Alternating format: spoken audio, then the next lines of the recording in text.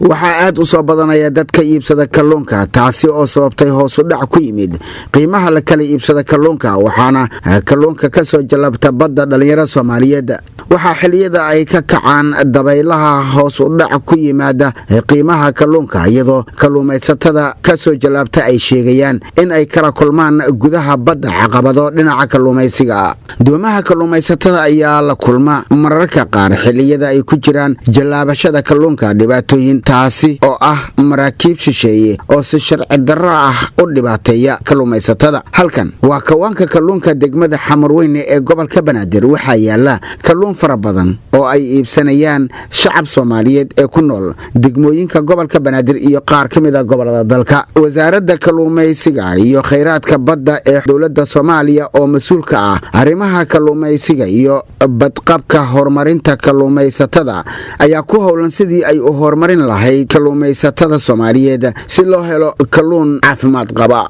inaan u gudbino baaqayaga ahaa in badaha laga joojiyo kalluumaysiga sharci darrada ah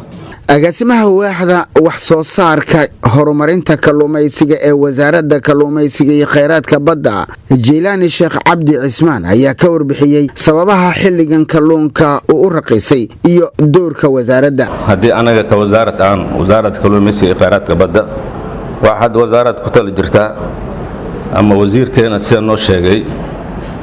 heshiis badan oo la galay shirkada badan in la sameey doono qaboojiyaal kuwii hore oo ka sii fiican suuq asriga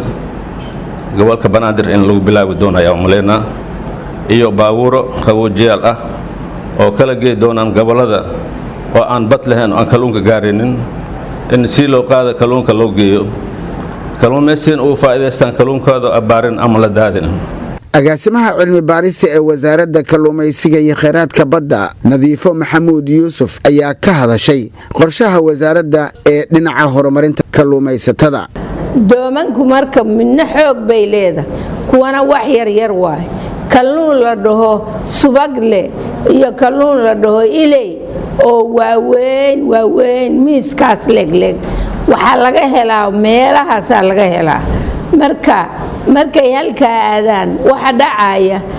in darbo ku dhacdo oo doontii iyo intii la socotaba dabayshu kaxayso oo ka tuurto wadamo kale sida hadda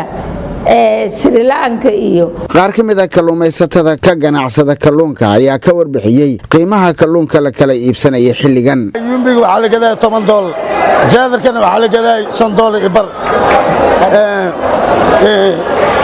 subaglaan waxa la gadaa magaciisa $4 hadda macnaha jaadarkii waxa la gadaa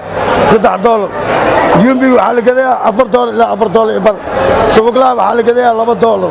marka business koosan oo soo day qaar kamid ah dadka iibsada kalluunka oo aan kula kulannay gudaha kawaanka kalluunka degmada Xamarweyne ayaa ka hadlay ahmiyadda ay u leedahay bulshada Soomaaliyeed cunista kalluunka wax malay qaal ma jiro barwaaqo waay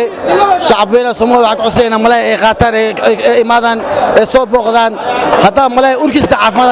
caafimaad iskaashatooyinka kalluumaysatada ayaa wada dadaalo ay ku doonayaan in ay ku horumariyaan arrimaha kalluunka iyo sidii loo yareyn lahaa dhibaatooyinka ay kala kulmaan gudaha badda xilliyada ay ku jiraan jalaabashada kalluunka Muuse Cismaan Abtow telefishinka qaranka Soomaaliyeed Muqdisho.